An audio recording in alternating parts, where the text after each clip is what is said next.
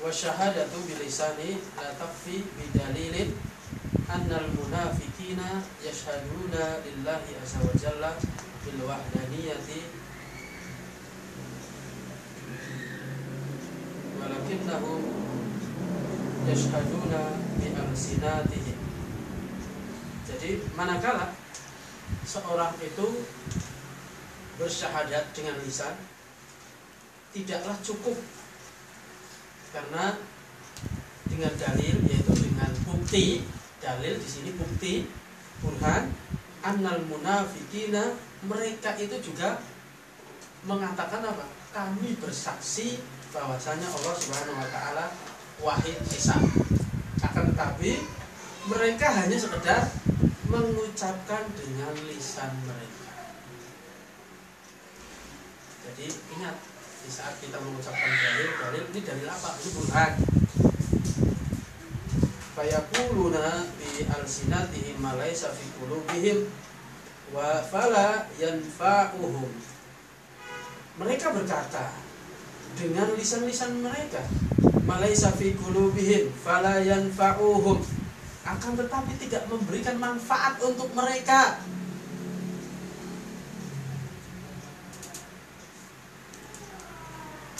Wa hum ya'tuna ila Rasulillah sallallahu alaihi wasallam yu'aqiduna lahum annahum yashhaduna annahu Rasulullah sallallahu alaihi wasallam wallahu ya'lamu annahu Rasulullah sallallahu alaihi wasallam walakinnahu subhanahu yashhadu annal munafiqina al-kadhibuna.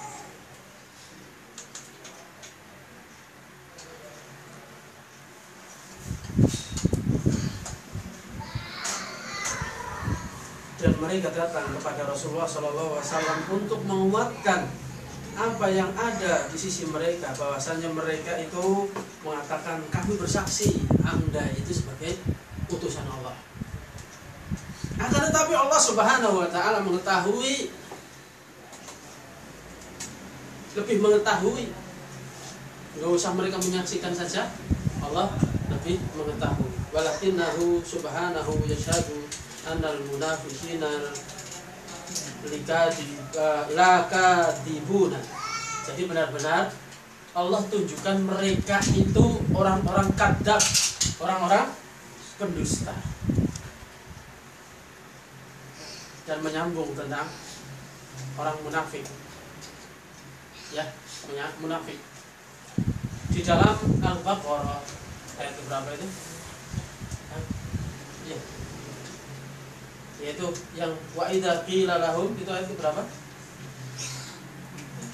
Boleh enggak di saat kita itu bahwasanya si fulan itu punya sifat seperti orang munafik, kita tidak menunjuk dia itu munafik, mempunyai sifat seperti munafik. Boleh enggak? Boleh. Alasannya? Dalilnya? Dalilnya? Udah. Dalilnya? Ayatul munafiqin. Itu fi'il, itu perbuatan. Ini ada sifat, jadi apa? Sifatnya ada, perbuatannya apalagi gitu loh.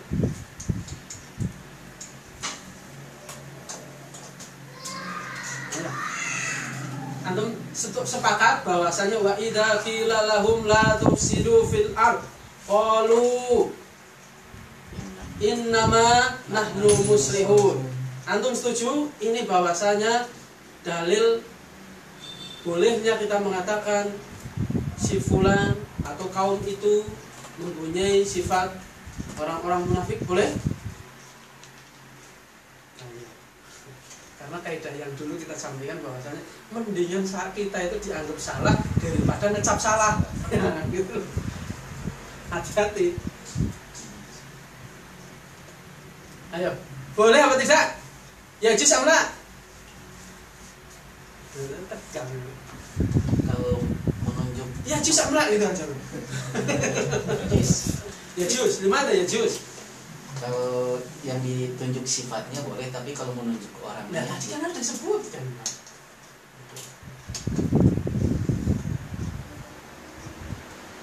Oh ya, cuy sama lah.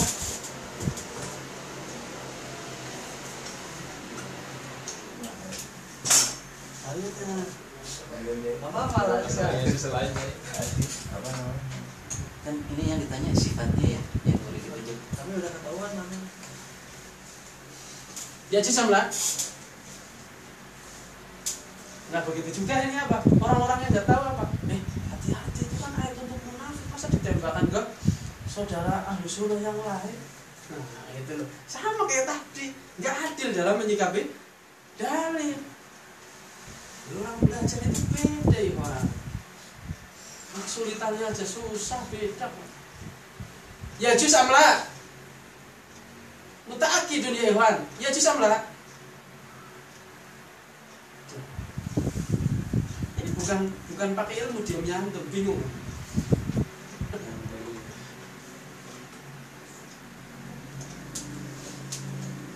Jadi pertanyaannya kita menunjuk dia udah jelas ya sifatnya tempatnya ada orang ini itu kita mengatakan dia Iya dengan dalil ini.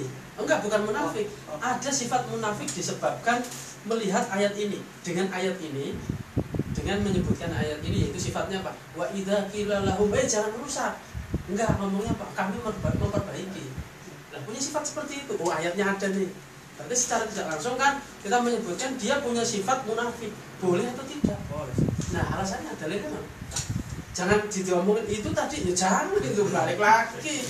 Itu penggambaran secara dohir. Nah, di saat kita menyampaikan bahwasanya itu sifat untuk orang munafik dan orang-orang di luar munafik yang mengikuti mereka. Sifatnya, bukan orangnya.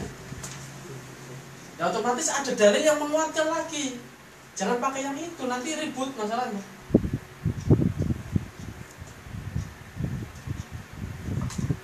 Karena kalau anak hanya sekedar antum, anak memperjuangkan antum bisa baca saja, rugi yang ngajarin rugi.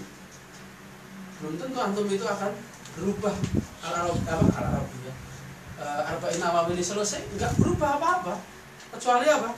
Angkuhnya muncul. Gampang baca kitab. Gitu. Karena nggak mau seperti itu. Ini ayat ini kan turun di zaman Nabi turun ayat ini. Nah di kondisi di zaman itu sudah ada orang munafik. Iya. Ada munafik yang memang secara tegas menunjukkan kemunafikannya seperti bebek apa kempalannya lah. Dan juga yang pengikut-pengikutnya. Iya. Jadi ketika para sahabat mereka pasti tahu bahwa ini orang munafik dan sifatnya sesuai dengan ayat tadi. Oh, berarti tetap ayatnya apa dalilnya itu juga nggak ada penguat yang lain. Iya gitu loh. Jadi di saat kita menyebutkan orang itu punya sifat munafik, ayatnya ini. Nah, ini kan membuat orang yang nggak paham akan ribut. Nah, untuk menjawab orang yang ribut ini biar diam bagaimana? Itu loh. Maksudnya seperti itu, faham dong? Nah, itu loh. Jangan antum membuat ribut lagi, bingung gitu loh. Kita dengan dalil hadis tadi ayat munafikin kan sama ketika dia berkata iya betul, tapi apa sisi kalau itu perbuatan saja. Jadi kalau yang ayat ini kita menunjukkan sifatnya itu ada separuh-separuhnya, perbuatannya ada ya setengah, keyakinannya mirip gitu loh.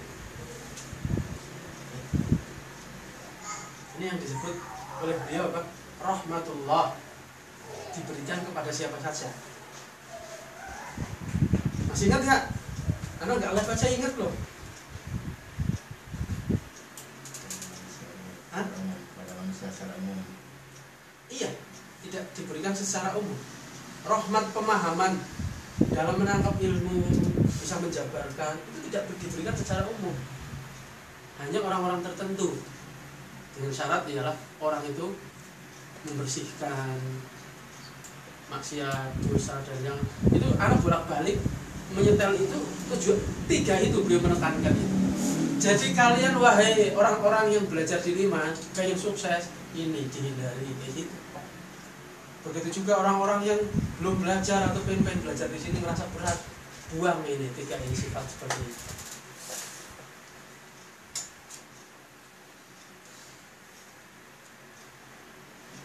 Karena apa? Kita menyebutkan ini yashhadu annal munafiqina lakatibun.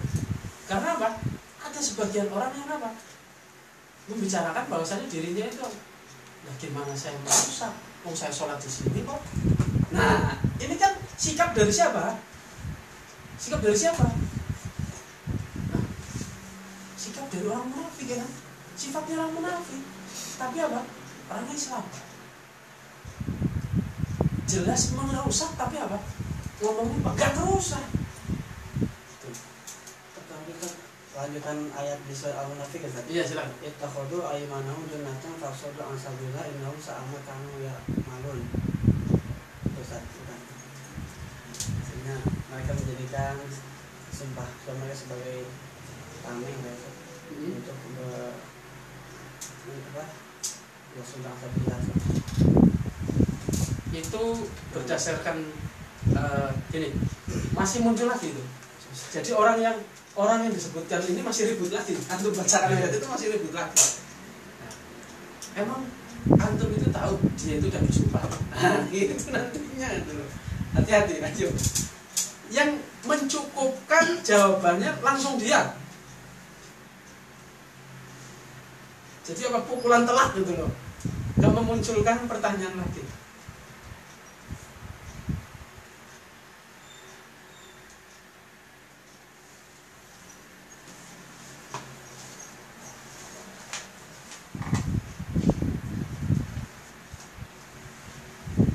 Ayo Pak.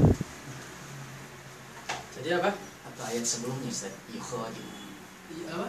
yukhadi'una Allah walladzina amanu wa ma yakhda'una illa anfusahum wa ma yash'urun. Bukan itu. Nah, kalau yang ayat selanjutnya kan ala innahum humul mufsiduna walakin la yash'urun. Ini kan ngeri. Merusak tapi gak kerasa. Atau apa? Pura-pura gak kerasa. Kayak orang apa? Kamu itu dipelet. Emang saya cantik perempuan. Kamu itu dipelet. Emang saya ganteng dipelet. Gak kerasa. Adapun sifat orang dipelet kayak gitu. Jadi apa? Di saat disampaikan kamu itu dipelet sama itu. Emang saya punya apa? Saya ganteng emang. Emang saya cantik ngapain pelet-pelet? Itu kan kenapa pelet gitu loh.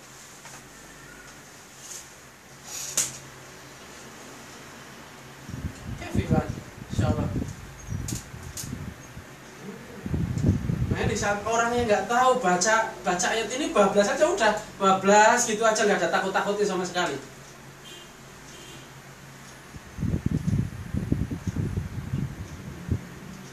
Makanya betul manakala kita mendengar Ibnu Umar belajar Al-Baqarah sampai 10 tahun itu, loh ngeri, dalam-dalamnya itu ngeri-ngeri kayak gitu kok. Kita bisa bablas gitu doang.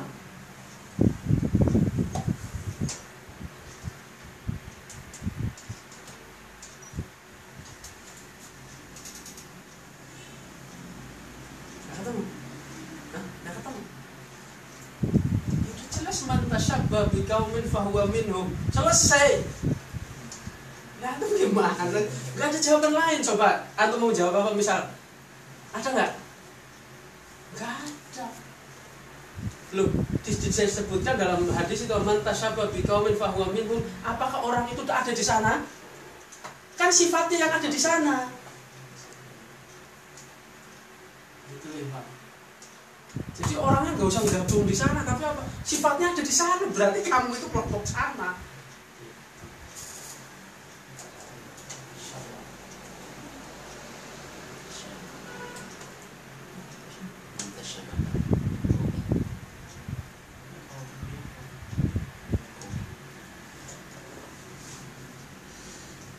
Wala ilaha illallah, ay la ma'buda apa?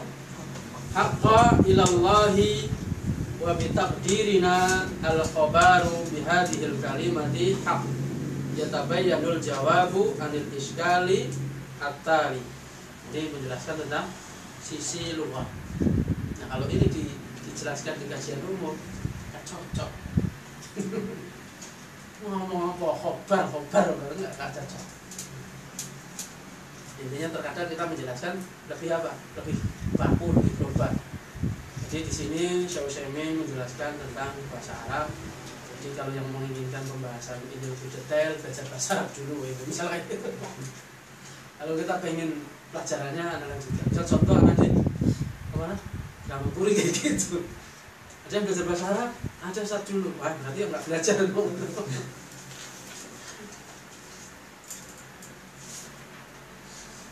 Wa huwa kaifa yuqalu la ilaha illallah ma anna hunaka alihatun ta'budu min dunillah.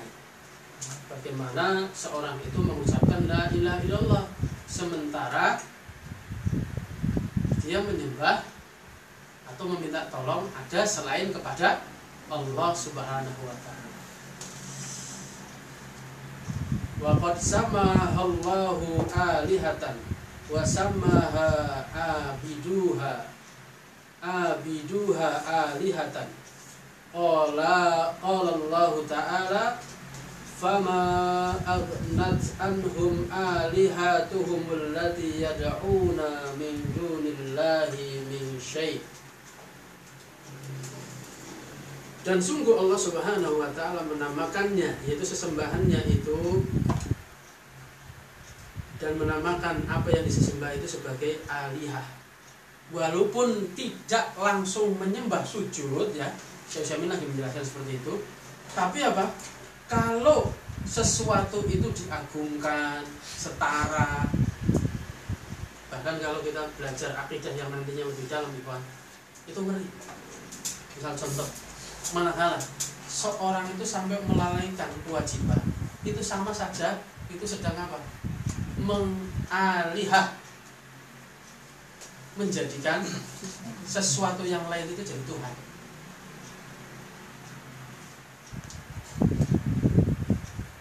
Jadi Tuhan. Dan begitu tentramnya mendengar penjelasan dari Ustaz Yazid Rahimahullah Ta'ala, yaitu apa? Kok di Indonesia yang jelas-jelas di Masjidil Haram ya, yang jelas-jelas di Masjidil Haram yang sholatnya itu berlipat-lipat pahalanya, ada orang yang tidak bisa hadir. Apakah dia lumpuh? Enggak. Karena apa? Terkena serangan hubud dulu. Jadi sholatnya itu di depan tokonya. Apalagi masjid yang lain, yang jelas-jelas Masjidil Haram aja kayak gitu. Karena apa? Saking ramai yang jualan kan, udah sholatnya di depan toko, bentar.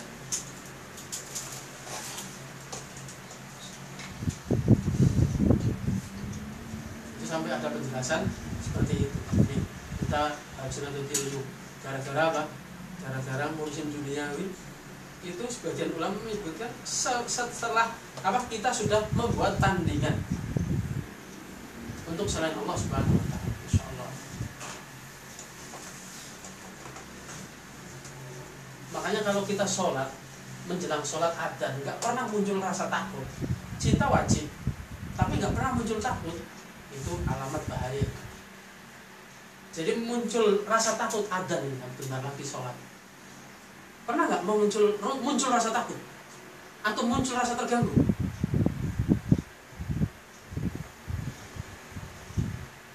Pernah tidak muncul rasa takut? Waduh, berarti kita tidak mengikuti jalannya para sahabat.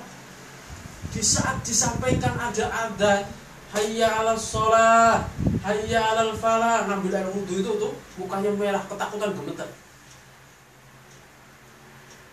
Gimana mau takut? Masya Allah. Betul, sisi lain senang, sisi lain ada takut. Kita asal takutnya beda, nanti bisa jamaah gitu aja biasanya. Itu saja. Kadang saya lagi motor, wah ini ke mana nih? Ntar kalau keterusan motor jamaahnya habis gitu Ustaz. Paling tidak aja. Berarti belum mengikuti asar sahabat. Karena nggak ada riwayat sahabat naik onta ketakutan nggak sholat jamaah.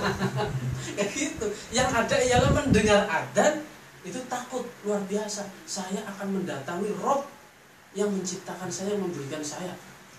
Saya takut kalau saya itu nggak baik pakaiannya. Saya takut yang lebih jelasnya ialah hatinya saya nggak baik datang ke hadapan Allah Subhanahu wa Ta'ala. Sudah dimunculkan atau belum?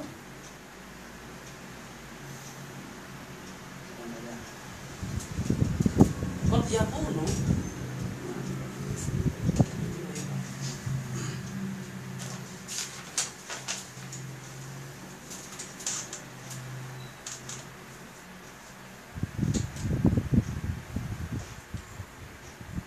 Siapa yang punya rekaman itu waktu itu?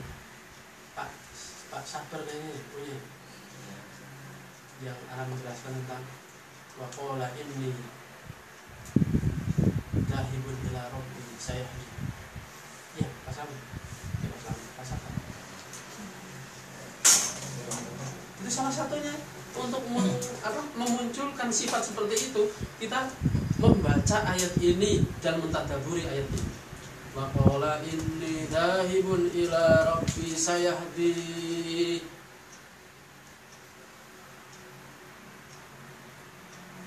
Kita itu tidak ada orang yang apa? Yang nggak pengen apa? Ketemu Allah dan dalam keadaan baik, nggak ada. Jadi sampai kalau orang nggak sholat aja ditanya pengen mlebu surga, pengen. Tapi kalau Allah itu menerima atau tidak? Nah, itu.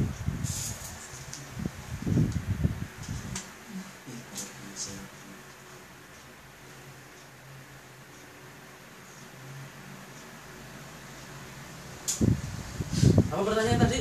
Pertanyaan tadi? Nggak ada pertanyaan? Oh nggak ada, lanjut. Itu tadi alihatun, kunaka alihatun tubadu. Macam misalnya manusia itu.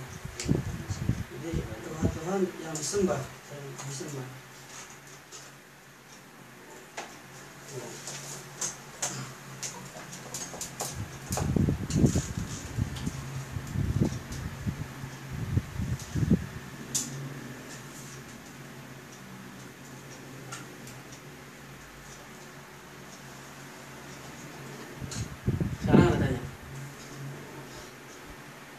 Dalam dua kalimat syahadat itu menggunakan asyhadu, betul? Betul tidak? Betul.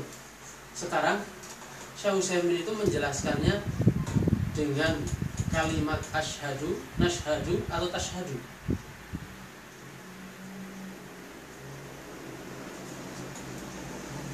Yang antum sudah pelajari ini ada makarimul akhlak, ada arba'in, terus hadis yang pertama.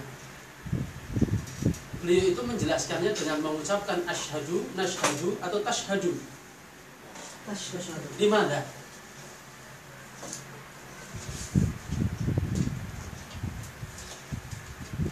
Kalau dari sisi lugha betul yang disampaikan Hasan. Betul. Tapi kalau dari sisi kebiasaan Syekh Utsaimin itu membawa atau apa? Mengajak berbicara kepada orang yang membaca. Itu yang Anda dapatkan dulu seperti itu. Jadi apa? Di saat kita mau membaca tu'badu, berarti apa? Itu secara lugha dan secara pemahaman kita bahwasanya di sana ada sesembahan yang disembah dari selain Allah. Di sana ada sesembahan yang kamu sembah dari selain Allah. Karena apa? Lagi menjelaskan apa? Asyhadu. Penguatnya dari mana? Wa makna antashhada. Padahal menjelaskan tentang apa? Asyhadu alla ilaha illallah. Dia menjelaskan apa? Wa makna antashhada alla ilaha illallah. Bisa dipahami? Bisa dipahami? Nah, jadi di saat kita menjelaskan bahwasanya ini kebiasaan Syekh Utsaimin tak buruk. Kalau secara lugha tu'badu. Pokoknya orang berilmu itu tidak kaku. Walaupun orang anggap kaku. Antum cek di kitab-kitab lain selain ini. Beliau itu senangnya apa? Mukhatab. Jadi pembaca itu diajak ngobrol gitu. Apalagi makarimul akhlak itu muhadharah. Ya jelas diajak ngobrol. muridnya itu masya Allah pada apa? Pada berbakti. Ya, kalau dibilang apa beliau itu nyuruh, makarimul akhlak ini dibuka. Giliran udah jadi dilaporkan, Syekh boleh nggak seperti ini? Tidak disuruh. Kalau kebaikan itu nggak usah disuruh. Tapi apa? Perlu kalau pas mau publikasi itu izin. Gitu. Pas mau mengumpulkannya nggak usah izin. Tapi pas publikasinya izin. Gimana Syekh? Boleh nggak? Oh iya, masya Allah. Kaget malah saya tahunya aku udah jadi kayak gini. Walam yakul. Kok walam yakul, masya Allah. Wa qala ta'ala, ayo.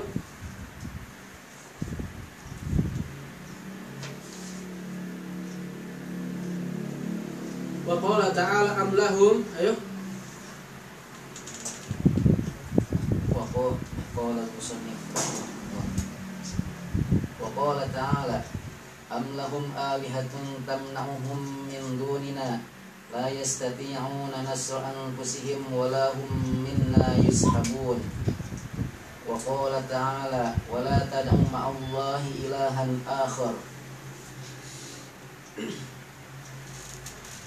Apakah pada mereka ada sesembahan yang menghalangi mereka dari selain kami, dari sesembahan selain kami? La yastati'una nasra anfusihim. Tidak ada yang mereka bisa menolong jiwa-jiwa mereka, walahum minna yushabun. Begitu juga tidaklah dari kami itu apa juga memberikan apa?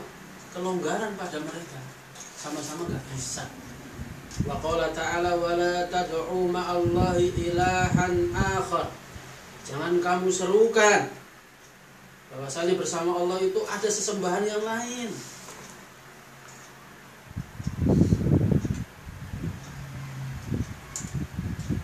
Taqdirul khabari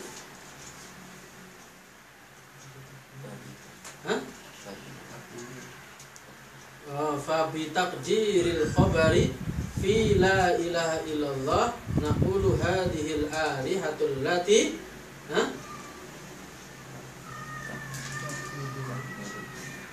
tak budul atau baju. Kalau tidak bisa dibawa harus satu gitu.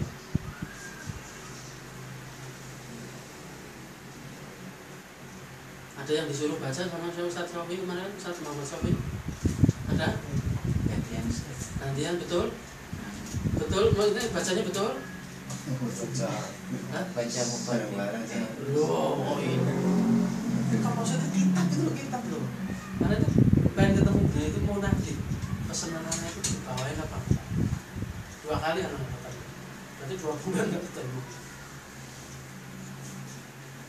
Dan salah satunya yang materi untuk rutin itu, misal pun nggak ada di sini, ya bagaimana ditunjukin gimana kita mendownloadnya di mana. Jangan jipping gitu, jangan mau ngaji jipping itu jangan mau. Kami nuntut Ustaz, yaitu apa? Kami tunjukkan buku panduannya mana.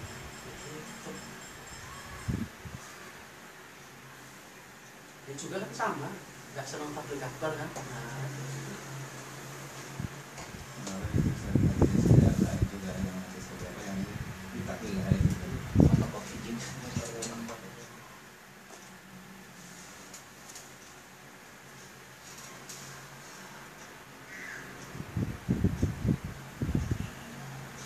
dan maka dengan takdir khabar pada la ilaha illallah naqulu hadhil alihatul lati, ayo tutup baju karena tidak bisa dibawa ke yang lain.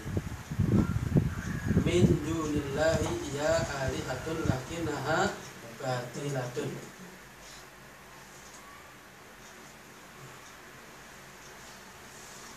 Laisat alihatan haqqatan hiqqatan walaysa laha haqqul uluhiyati min syai'in wa yadullu lidzalika qawluhu azza wa jalla dzalika bi anna allaha huwal haqqu wa anna ma yad'una min dunihi huwal batil wa anna Allaha huwal aliyul kabir.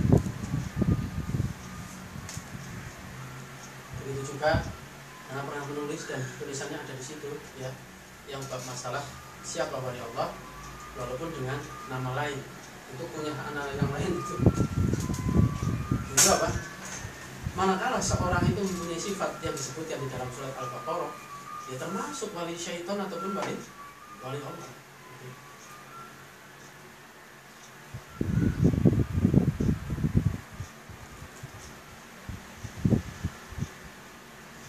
Begitulah bahwasanya Allah Subhanahu wa taala ialah sesembahan yang berhak, yang hak untuk disembah, dan bahwasanya tidak ada yang boleh menyerukan dari selain Allah Subhanahu wa taala. Karena apabila ada yang menyerukan selain Allah Subhanahu wa taala untuk disembah, huwal batilu wa annallaha huwal aliyul kabir.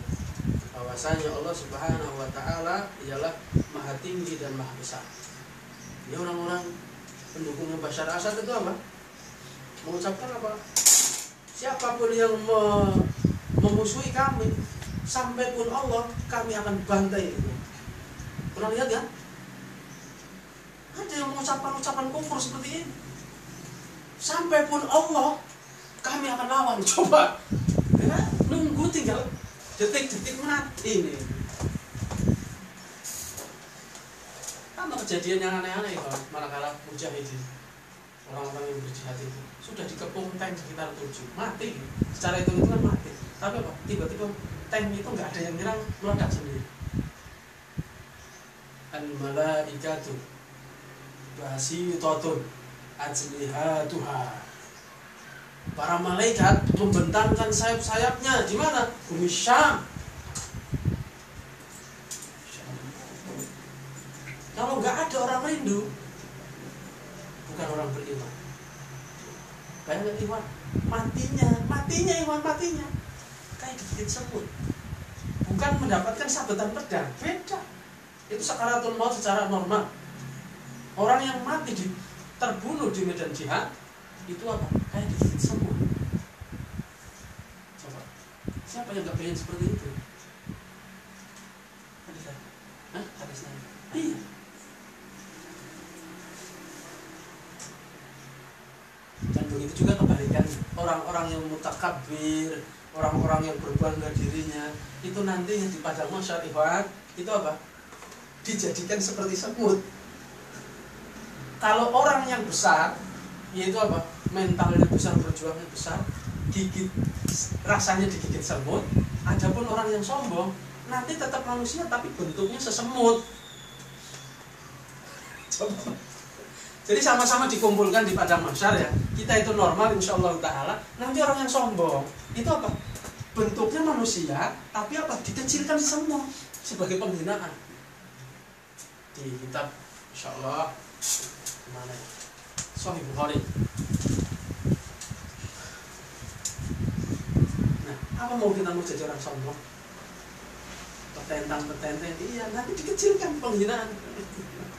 Injek orang bisa. Jadi bentuknya orang tapi dikecilkan seperti semut. Coba bayangkan. Orang yang tinggi besar aja tenggelam dengan keringatnya, apalagi astagfirullahaladzim. Nah, dengan ilmu-ilmu yang mungkin kita anggap baru, ini bukan baru karena udah lama gitu. Kita baru dengar betul. Di saat kita mau sombong itu ngapain? Di dunia rugi, di akhirat lebih-lebih rugi. Coba, ada orang yang lisannya kotor dan yang lainnya berani untuk datang jihad? Berani? Ada nggak dalam sejarah? Nggak ada. Misal pun ada itu apa? Cuma keluar-keluar nggak berangkat. Bikin animasi seakan-akan apa? Datang ke sana. Sekarang itu apa? Tertimpa stres Rusia dan tentaranya si syaitan Bashar Assad itu apa? Stres. Kalau mau dikirim mereka apa? Membayangkan mati. Gak penakut. Sekarang Saudi muter-muter lobi-lobi negara-negara untuk lebih merapat ke Suriah. Turki sudah mengirimkan, bahkan apa punya senjata yang ngeri lagi, bisa nanggulani senjatanya tercanggih dunia. Pokoknya orang berisi itu tuh santai tapi apa? Mematikan itu loh. Gak usah iklan kemana-mana, gak usah.